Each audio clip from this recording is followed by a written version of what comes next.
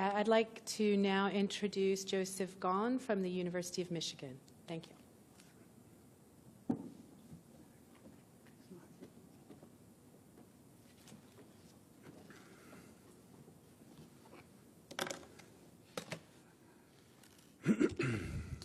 Sounds like you can hear me. First of all, I'd like to thank everyone for making this a very interesting and exciting event possible, and in particular to call out Kathy Etz, who's a program officer at NIDA, for their support of my ability to participate in this interesting meeting.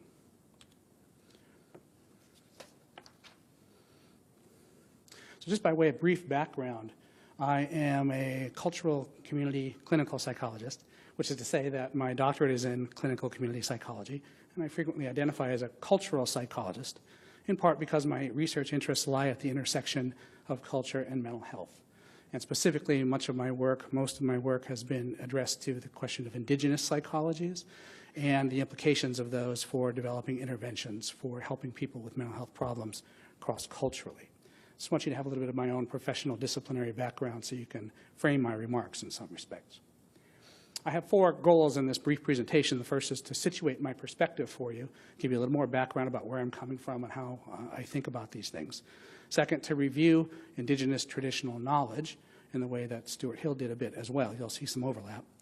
To describe normative inquiry in the health sciences. These are things that we probably have a more accessible understanding of in this room, but to call out some facets that are important to note. And finally, to consider the interface of these approaches to knowing.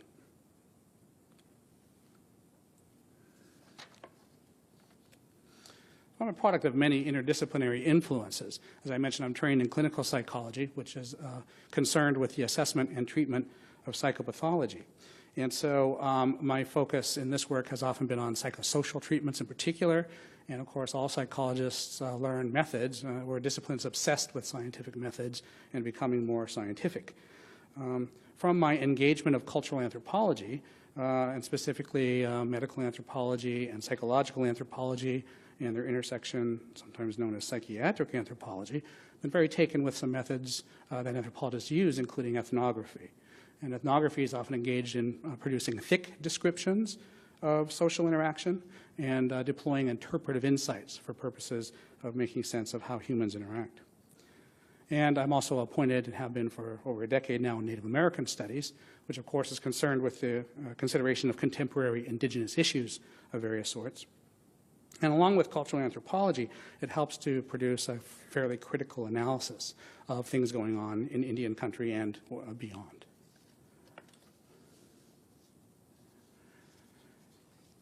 This has all led to some scholarship that involves, lately anyway, the comparison of therapeutic practices. And specifically, I try to look at psychotherapy and psychosocial interventions in the context of my clinical psychology appointment. But I've been spending a good deal of time also thinking about sacred indigenous healing traditions, both pre-reservation traditions and, of course, those traditions that have endured in various forms in different communities today. This has led me to consider or to become aware of some divergences in evaluative paradigms between these practices. Specifically, when it comes to assessing whether psychotherapy works, for example, the approach in the health sciences of doing so is to try to develop general claims, or what we call nomothetic claims, that are based on statistical trends in large samples of people who have received or not received these interventions. And that contrasts in striking ways, I think, with the way traditional healing has typically been evaluated in community life, in which really it's about particular claims, or what we might call idiographic claims, that are based on self-evident personal experience. Either it helped you or it didn't, and you say which it is, and that's that. I also have some assumptions about indigenous traditional knowledge, which I'll try to refer to as ITK just to help keep us a little shorter here. ITK originated prior to European contact, that is, it is indigenous, but it was very seriously and significantly altered, disrupted, suppressed, sometimes even eradicated during European colonization for very deliberate purposes. Nevertheless, some forms of ITK persist today, and these modern forms reflect these histories, long histories in certain instances of contact and exchange. And as I've already been noted earlier today, I consider traditional ecological knowledge as a subset of ITK. Since my expertise is not in environmental health, I will really focus on ITK a bit more broadly. So let's start with a description or overview of Indigenous traditional knowledge. I'm really a big admirer of an important chapter by Marlene Brent Castellano, who is a Canadian Aboriginal scholar who's thought a lot about these issues. And she really traces Indigenous traditional knowledge as emerging from 3 different kinds of sources and exhibiting 5 different kinds of characteristics. So I want to briefly review these for you. You've heard this a bit also from Stuart Hill's presentation. The sources, first of all, might include traditional teachings of various kinds, that is, communications between older people and younger people that help to reproduce such knowledge across generations. An example, say, from my own community might include various myths and tales, cultural lore of various sorts, as well as forms of technological know-how. Second source of Indigenous traditional knowledge, besides traditional teachings, would be empirical knowledge. That is, that knowledge that's accumulated from careful observation over time across people. Example of this for northern people might include attending to the migration patterns of caribou. And if you depend on caribou for your subsistence and way of life, then attending to and knowing those patterns and detecting when they change is really important. And the third category, according to Castellano, is the revealed knowledge. This is that religious or spiritual or sacred knowledge that's often given in dreams and visions. And I think most of us would be familiar with Black Elk's grand vision, the Oglala Lakota holy man whom John Neihardt helped to make famous back in the 1930s. So 3 sources of ITK, and this ITK is also said by Castellano to exhibit 5 characteristics. The first one is that it's personal. And by personal, we mean it's experienced firsthand, and that firsthand experience then is what allows it to be communicated to others on the basis of one's own intimate familiarity. And as a result, the way knowledge is communicated is that, and evaluated by others, is that it's tied to the integrity and perceptiveness of the knower. So whether you accept and what you make of someone's knowledge is a big function of who that person is and how much you feel like you can trust what they know and their experience of it. This is as opposed to knowledge being more general and authorized by unknown others. Castellano also says that ITK is oral, that is, that it's expressed in verbal face-to-face communication often. And in part why this communication in person, according to Castellano, can be really important is the sharing of knowledge comes with a responsibility, in many instances, for transferring power. That is, knowledge and power are intimately connected in most traditional ways of life. And by power, I don't just mean interpersonal influence. I mean sacred power, holy power, power that moves the world and can alter reality. And this is as opposed to knowledge being written or recorded for sharing with unknown others in the way that literacy allows, for example. Another characteristic by Castellano is that it's experiential. That is, it's subjectively felt, richly interpreted, and deeply introspective. And this stands in opposition to knowledge being abstract and removed from lived experience. Castellano also says that Indigenous traditional knowledge is holistic. That is, it's perceived across the number of domains of the self. Again, Stuart Hill put these in the medicine wheel, which is a common way that this is done in pan-Indian communities, that it's intellectual, spiritual, emotional, and physical, as opposed to being merely rationally or intellectually considered. And finally, Indigenous traditional knowledge is narratively conveyed. That is, one tells about it through stories. And of course, stories can vary in terms of the genres that are employed in diverse Indigenous communities. But one facet of this storytelling can be that it employs often a form of instruction, but instruction that's really indirect or oblique. That is, you might tell a story or offer a metaphor that is up to the audience to decide whether and how that applies to their own experience. It would be really rude, actually, to tell people that they should live this way or do this or that. And this is as opposed, then, to delineating principles and propositions or rendering direct admonitions or judgments. So 5 characteristics of ITK. Now, in the context of the health sciences, we might say we have principal interest in empirical knowledge of various kinds when it comes to ITK. There's also, from ITK, possibly some interest in traditional teachings of various sorts, but the health sciences is probably not so interested in revealed knowledge or religious or sacred knowledge of that sort. Let's consider then some notable characteristics of Indigenous traditional knowledge, just to distill this down and try for purposes of later comparison and contrast.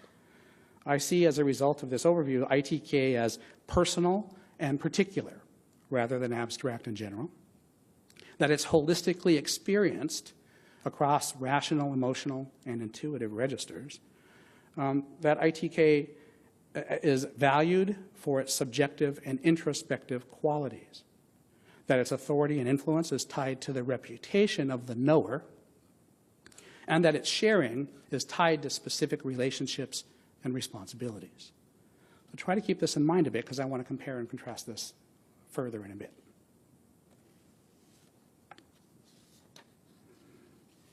Now let's turn to inquiry in the health sciences. Knowledge in the health sciences is obviously based on scientific inquiry, and so we might want to ask, well, what is scientific inquiry? We all talk about it, we all have some sense of it. It's actually very difficult to generalize across all scientific fields and what all scientists do. If you think about physics or paleontology, biochemistry and astronomy, what counts as science and what scientists do in those fields can vary quite a bit. But at least in the social, behavioral, and health sciences, we might say that scientific inquiry is a distinctive synthesis of rationalism and empiricism. Rationalism is a Western philosophical tradition that respects or honors the power of our thinking, of our mind, to employ logic and to deploy arguments to arrive at truth. Empiricism is also a Western philosophical tradition that has to do with the idea that sensory data and observations influence our ability to obtain truth. And so science, it might be said, again in the social and behavioral and health sciences, might be said to involve the precise measurement of phenomena by an interchangeable observer that is used to evaluate falsifiable explanations of such a phenomenon. In this instance, then, we're talking about measurement, that is observations, that are precise. And those observations ought to be able to be made by any qualified, competent scientist. Shouldn't matter if I'm the one making the observation or if my colleague is. We should be able to observe the same thing using the same procedures. And that these observations are then fed back to evaluate a hypothesis, which by definition is potentially falsifiable in light of what we find from these observations. Of course, we also know in the health sciences in particular, this kind of scientific inquiry usually entails statistical analysis of relevant health variables. It's important to acknowledge that it is subjected to skeptical interrogation by peer scientists before it's published. So there is no knowledge in the health sciences until it's published, and it's only published if it stands up to skeptical interrogation by peers.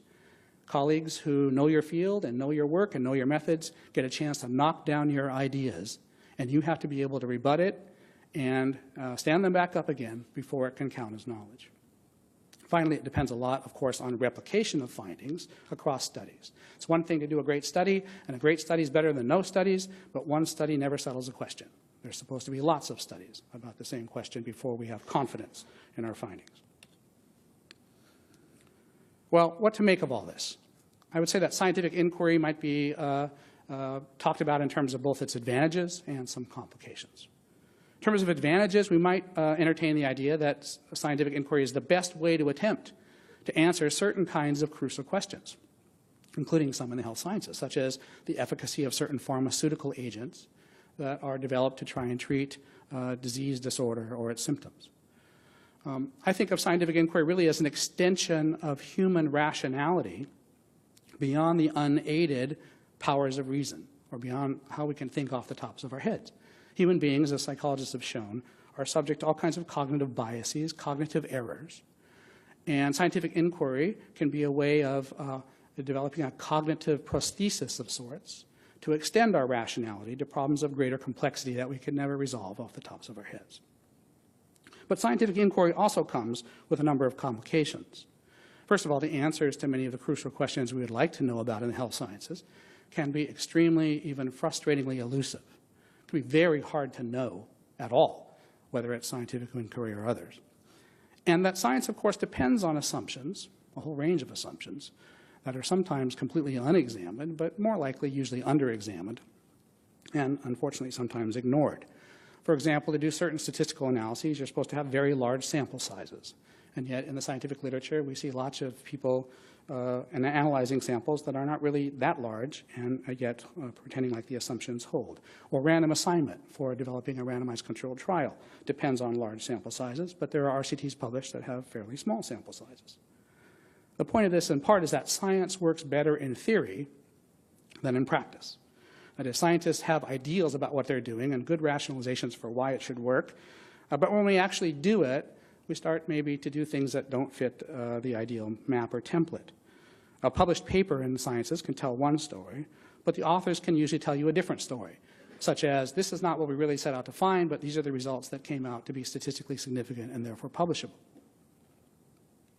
As a result of this, bias creeps into a number of scientific findings, and the celebrated researcher John Ioannidis has in the past decade started to call our attention to the fact that many scientific findings are not what we hoped they would be. In fact, the title of one of his most highly cited papers is that most published research findings are false. And he developed a very nice analysis of some highly cited health intervention research to show that much of that was not replicated or held up under replication over time. So, what to say in the context of this meeting and at NIH in general? Well, scientific inquiry in NIH certainly is deemed the best way to produce health knowledge. That is probably a consensus among most people who work at NIH, among all the scientists who are associated with NIH, certainly those who are funded. And this idea is really beyond dispute. It's pretty hard to open a conversation to take seriously the idea that maybe scientific knowing isn't the best or only way to do this kind of work. And as a result, it tends to limit the kinds of questions that can be asked because throughout a long history, especially of scientific inquiry in the social sciences, there's been an inherent trade-off between rigor over relevance. It also limits the methods of inquiry that could be used. So we might learn a lot from case studies, from ethnography, for example. And it's not that NIH has never funded these kinds of things, but they're at steep or deep disadvantage. So, in terms of some notable characteristics, again, for comparison and contrast purposes, we might say that scientific inquiry is probabilistic, abstract, and general, rather than certain, concrete, and particular. Scientific inquiry is rationally evaluated in skeptical fashion. It's valued for its objective and unbiased qualities. Its authority and influence are tied to robust research methods and replication of findings, and its sharing is tied to publication following anonymous and blinded peer review.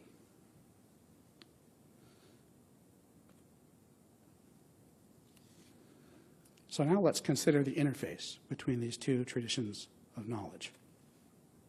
I'll start with a quote from the father of Native American Studies, Vine Deloria Jr., who wrote that the key to understanding Indian knowledge of the world is to remember that the emphasis was on the particular, not on general laws and explanations of how things worked. So as I reviewed these, there appear to be clear divergences in attributes or features of ITK and scientific knowing. And so in light of these divergences, I'm going to ask, how shall we best conceptualize this interface between these knowledge traditions in light of these divergences?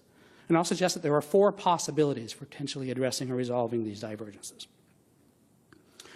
Possibility number 1, the divergences of this interface are more apparent than real. That is, these divergences might be superficial, but at some deep level, these knowledge traditions are actually compatible. How so? Maybe my descriptions of ITK and science have been erroneous, or they're overgeneralized, I've overlooked something. There's stuff in TEK that's different than the stuff I'm talking about. Those are all possible. But the idea here would be that some kinds of empirical knowledge with ITK are so compatible with scientific knowing that they would be accepted without further confirmatory research by health scientists.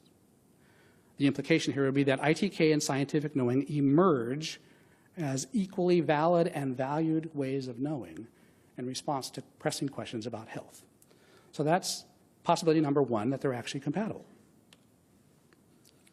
Possibility number 2, the divergences of this interface should be resolved by privileging ITK. The argument here would be that despite European settler efforts to denigrate and even eradicate ITK, it properly persists in guiding Native lives. In contrast to the decontextualized sterilities of scientific knowing, ITK is a time-tested, highly adaptive, and better suited, perhaps, for a fuller human life.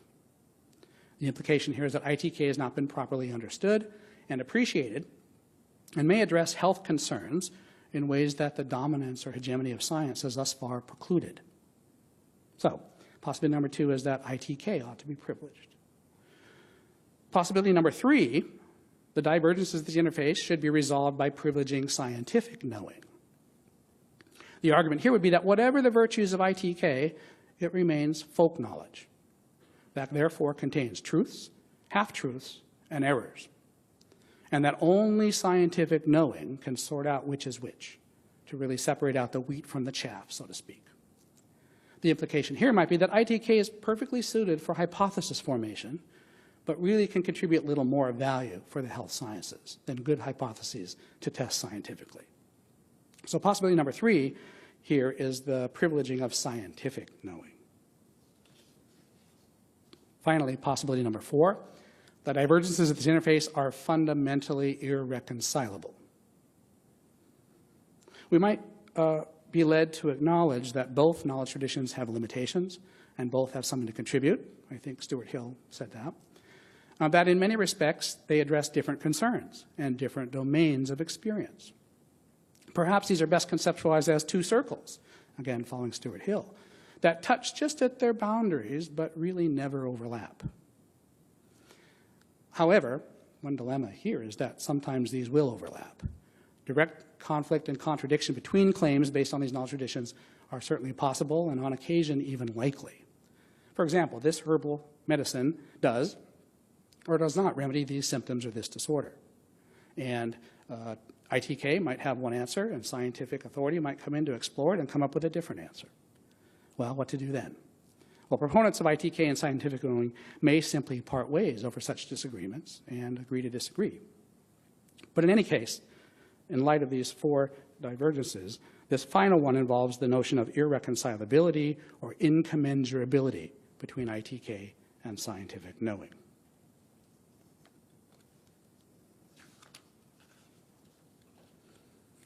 In closing, I'll ask what's at stake at this interface. Let me say that I do not think it's very likely that these knowledge traditions are fully compatible, possibility number 1, or that ITK will attain primacy in the health sciences or wider society. That was possibility number 2. Rather, I think that proponents of ITK will assert its legitimacy and propose peaceful coexistence and mutual regard. That was possibility number 4. But that proponents of scientific knowing will routinely, even if tacitly, even if they never tell you, reject ITK as mere folk knowledge that must in the end bow to scientific authority. That's possibility number 3. If so, that is, if advocates of ITK assert possibility number 4, while advocates of science assert possibility number 3, then I want to ask, is it desirable, useful, helpful, defensible, ethical to introduce ITK into this kind of interaction? So that's the question I wanted to put on the table for this meeting today. And of course, we were asked to provide a recommendation. So my recommendation is that federal agencies should fund research on present-day practices associated with ITK with the greatest relevance to the health sciences. I've written and published some stuff, including stuff about this. If you'd like to know more, you can go to my website. Thank you very much for your time today.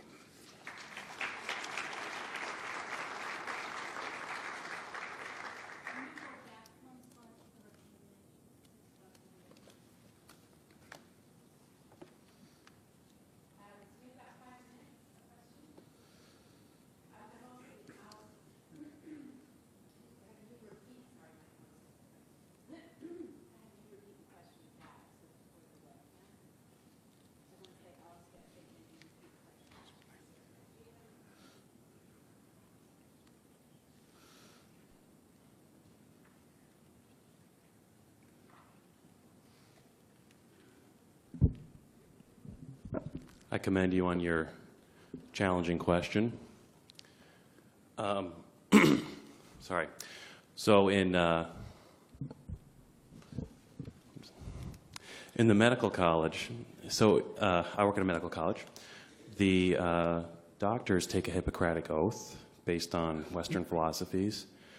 Just as food for thought, does that example fall into any of your divergences? Is there maybe an integration of philosophy and science there? So what do I make of the Hippocratic Oath in terms of some of the philosophical questions I've raised? I guess what I'd say is, of course, the idea of harm is culturally constructed. And what that means is that in terms of the Hippocratic Oath and scientific medicine or biomedicine is going to have certain ideas about what it means to do harm and certain protections that we'll want to take, like perhaps making sure that scientific inquiry is the way in which to verify or validate medical practice. I would think that traditional healers also have the sensibility surrounding don't harm your patients, but it wouldn't necessarily be construed in a way that would be tied to science, or it would perhaps be tied to ITK notions of personal experience being the most authoritative way you can know anything. Thank you so much, Joe, for a really interesting and honest presentation. I think that we should acknowledge the challenges. I remain optimistic that we are going to find those places where they overlap. Again, I really appreciate your honesty in laying out some of the difficulties or the ethical challenge of actually trying to bridge these knowledge systems. Thank you very much. Thank you.